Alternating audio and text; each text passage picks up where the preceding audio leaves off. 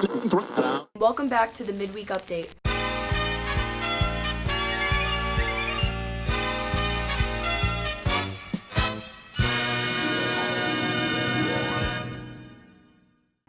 Hey Mepham, we're here in week 12 of the coronavirus shutdown. Let's take a look at the TedX event and recap Faculty Follies. This and more as we take a look at what's going on this week on the Midweek Update. I'm Haley Hepworth. And I'm Riley Freed, and welcome back to the Midweek Update, the B&B show that brings you closer to the people and places in and around the Mepham community. Throughout this pandemic, many organizations have been doing their part to help people out. This includes organizations like Live On New York. That is a nonprofit organization that people can donate their organs to. Even during these difficult times, it's still important to think of others and donate your organs if you can.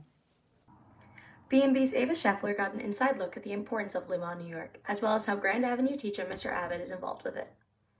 The coronavirus has affected millions of people throughout the past few months. A small, non-profitable organization committed to helping New York live on through organ and tissue donations. The organization has seen a rapid decrease in organ donations. Right now, at this time, since COVID, there's so much that we do not know about it other than it being extremely contagious, and there's no vaccine at this point. We're not able to use organ donors who are COVID positive.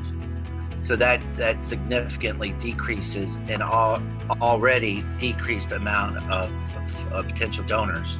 The pace of operations has slowed significantly in this area with COVID, which makes a lot of sense, but they're still going through the same process of trying to procure organs, etc. It's extremely important because the need is still there. There's still the large group of people that need a life-saving organ transplant. We still are working. We're still doing transplants. We still have people who are COVID negative, who are potential organ donors, who can still save lives. So that's why it's still extremely important. It is extremely important to become an organ donor to help millions in our community today. Please consider becoming an organ donor to save lives. I would not be alive today if it wasn't for the work and dedication of the people that live on, and the surgeons and the doctors and a lot of different things, but they essentially were the organization that helped match me with an organ donor for a operation that saved my life, and it's almost 3.5 years. Really help other people. It impacts not only the person who's being transplanted, but all the loved ones and family members that they have. So if I could just encourage everybody to sign up, be an organ and tissue donor, that would be great. Go to events and try to run drives to give out information to, make people consider becoming organ donors. I'll be there as an example of what the positive things that can happen when people are lucky enough to get transplants. During this pandemic, do your part and visit liveonnewyork.com today to sign up to become an organ donor. New York needs your help now more than ever. From B&B, I'm Ava Scheffler. Live on NY is doing great things for people during times like these. Yeah, they're really important for the community. Exactly, but they aren't the only people helping out the community. TedX is helping out people in a different way.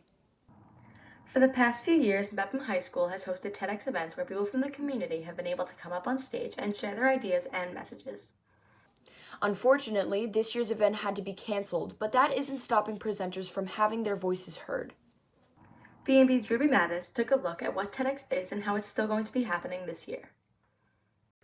The annual TedX event that occurs at Mepham High School is an opportunity for people throughout the community to share their stories, values, and morals. These talks allow for the community to come together through words and ideas.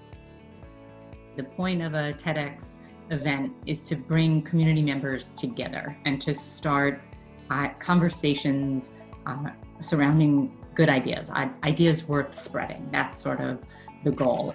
These informational and meaningful talks have been brought into our community and still have the same message, ideas worth spreading. So we take that and we do a community-based one called TedX.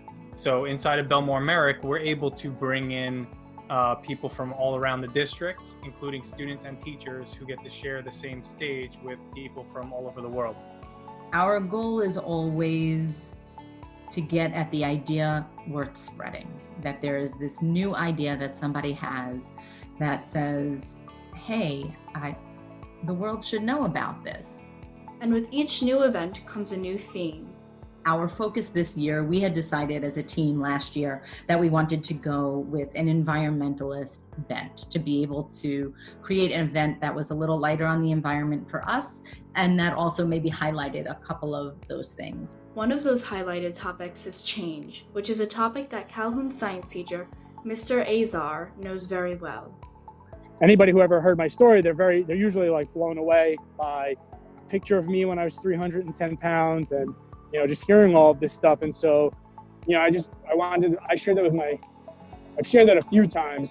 And so, and then how I sort of got out of it, by deciding to just think about whatever I had control of in my life and what I didn't have control of in my life. And then whatever I was willing to change. The coronavirus pandemic canceled the in-person event, but that doesn't mean that people won't be impacted by this event. I think that it gives, hope that we can still have these events at home. Given the circumstances, we have to make the best of the situation that we're given, and people still have a voice and they still want to, tell others what they're going through, and we're able to, kind of adapt to whatever situation that we're given. The TED Talks themselves will be made available to watch online in the coming weeks, and these inspirational stories contain ideas worth spreading. For BMB, I'm Ruby Mattis. Thanks, Ruby. I'm glad we'll still be able to see the presentations online this year. A lot of Mepham events have been moved online, including the Faculty Follies.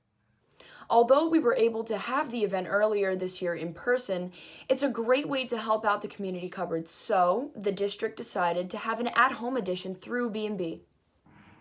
B&B's Tom Mauro recapped the at-home event from last week. Last week we got the chance to speak with Director of Fine and Performing Arts, Ms. Fontana, about the Faculty Follies. The Faculty Follies is one of the really fun and exciting events of the school year. It's a great one voice, one message opportunity to bring everybody together, but most importantly, it's for a great cause, and it's to raise money and awareness for the community cupboard. And right now they need a lot of support, so we thought it would be fun to see what our faculty is up to at home. As school remains closed throughout the district, BMB has hosted Faculty Follies virtually last Friday. One may wonder what Faculty Follies means. So Faculty Follies is the name of the yearly talent show that we do every year for the community cupboard fundraiser. And basically we call it Faculty Follies because it is a big range of everything from people who are, super into music and talented musicians to people who just maybe want to give something new a try and have never done it before. So that's kind of where the name has come from. For Ms. Fontana, it certainly was no easy job to organize an event like this. So when we got the idea to do this virtually, I was amazed how many people immediately jumped on this opportunity. I sent out an email to staff members who are usually involved in the Follies when we do it in February.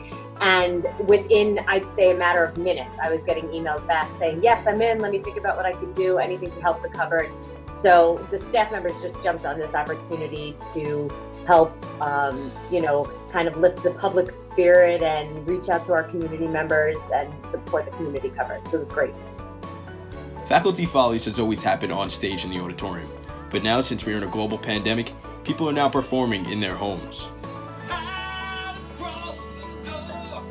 We definitely miss the live element, which is true with anything right now, right? We miss live classes, we miss that interaction. One of the things that's most fun about doing the Follies live is the community feel in the audience, everybody cheering each other on. So that was missing, but I think that everybody who was involved knew that, by people watching, they're supporting from home, and it's in a different way, and you can't directly feel the support, but just the people tuning in kind of, shows that same support for what we're doing. For BMB, I'm Tom Mauro. Thanks, Tom. It's cool that we've been able to have so many cool virtual events on the B&B YouTube channel. Yeah, and although the school year is ending soon, we still have some more time. Don't forget to tune in for the last few episodes of the morning announcements and the daily report, and of course this year's final midweek update next week. plus the 10th annual Chop Your Locks for Charity St. Baldrick's event. Recently, we've added another restaurant offering, a St. Baldrick's special. In addition to Umberto's, the Big Cheese Food Truck, and McBride's, people can also call Piccolo's, and a portion of their Friday purchases will go towards fighting childhood cancer. So tune in to B&B this Friday at 7 to see performances from across the district and see some special guests shave their heads in solidarity with those suffering from cancer. That's going to be a really fun night. I'm glad we're still able to have it this year. Definitely. Well, that's it for this week's Midweek Update. We'll be back next week with all new stories from around the BMCHSD to bring you inside the parts of the community we don't always get to see. Until then, I'm Haley Hepworth. And I'm Riley Freed, and we'll see you next Midweek.